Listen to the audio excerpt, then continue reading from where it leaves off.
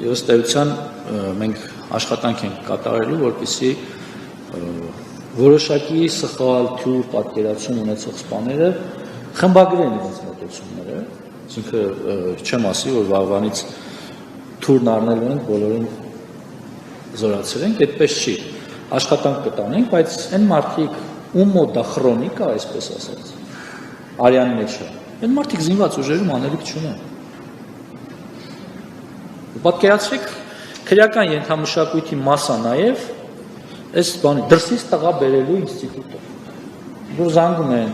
կամ դուք եք զանգում ձեր աղբերներին, կամ ձեր հարազատներն են զանգում, կամ ձեր ավագ եղբայրները, մյուսները, սա բոլորիս է վերաբերում, սիրելի հայրենակիցներ։ Ես լրագրողին նկատի չունեմ, երբ որ սա վկայակոչում եմ, փաստ է, որ այս երևույթը դատապարտելի երևույթ պիտի լինի։ Կամ ինչ նշանակում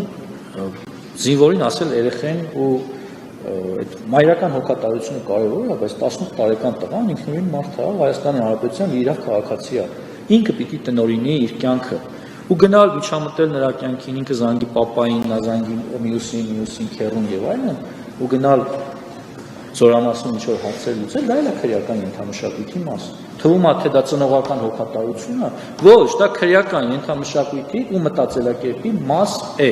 սիրելի հայրենակիցներ։ Պայքարելու ենք սրա դեմ հետևողականորեն, բայց միայն մեր մասնակցությունը ու մեր գործիքները բավարար չեն։ Ձեր բոլորի աջակցությունն է պետք, այդ թվում նաև իրապահ այլ մարմինների, այլ համակարգերի, ովքեր մեզ կարող են համապատասխան օժանդակություն ցույց տալ քաղաքացիական կյանքում ներգրավված անձանց զինվորական կյանքին միջամտելու գործում։